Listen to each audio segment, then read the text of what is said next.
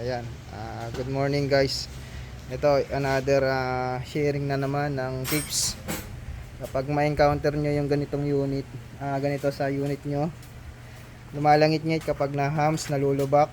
Ayan. So ito, papakita ko sa inyo yung issue. Okay, bounce nyo.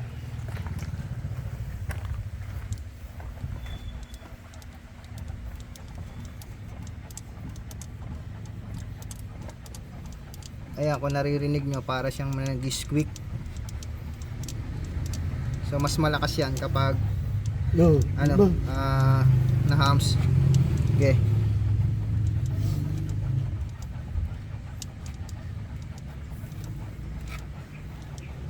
So ayan, okay na. So kapag ganyan yung issue ng Almera nyo, may nag-squeak kapag nagba-bounce, kapag nalulubak. Yan. Isa sa mga main reason yan o cause niyan is yung rubber bushing ng stabilizer bar.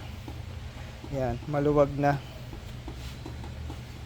O kaya wala siyang grasa, natuyo na yung goma.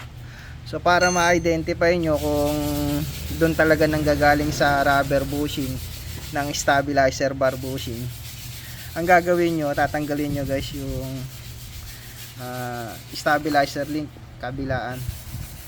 Stabilizer link nandito yan. Ito yung stabilizer link. Ito, yan. Yan yung stabilizer link. Tatanggalin nyo yung nakakonekta dun sa may shock absorber. Ayan. Tapos kapag natanggal nyo yung magkabilaan, ibabounce nyo siya. So pag nawala yung langit-ngit, ibig sabihin doon nanggagaling sa may stabilizer bar bushing nga yung langit-ngit. So yan. Yun ang kailangan yung palitan, yung stabilizer bar bushing. Yung pinakagoma niya. So pag hindi naman nawala, ayan, may posibleng iba pang pinanggagalingan like shock absorber, shock mounting. Basta yung mga rubber na posibleng gumalaw kapag dumadaan kayo sa hams. Yun yung mga rubber na yun, yung shock mounting o kaya yung shock absorber. Kapag wala na siyang fluids, yan, lumalangit-ngit din yan. And then pwede rin yung ball joint, yan, pwede rin lumangit-ngit yan. Kaso pag ball joint ang lumangit-ngit, matinis yung yung tunog niya, hindi siya parang goma. Ito kasi ang tunog parang goma.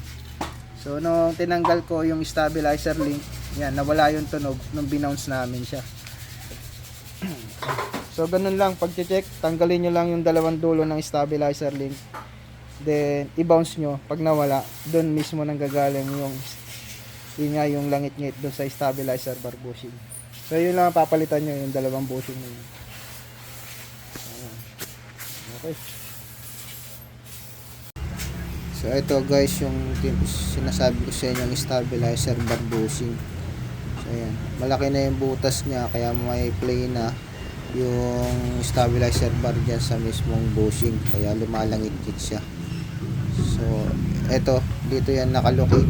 Ayan, yun yung bushing. So meron yung clamp, tatanggalin nyo lang 13mm yung bolts nya ng clamp, dalawa. So ayan, ganyan lang siya tatanggalin. So thank you for watching, God bless.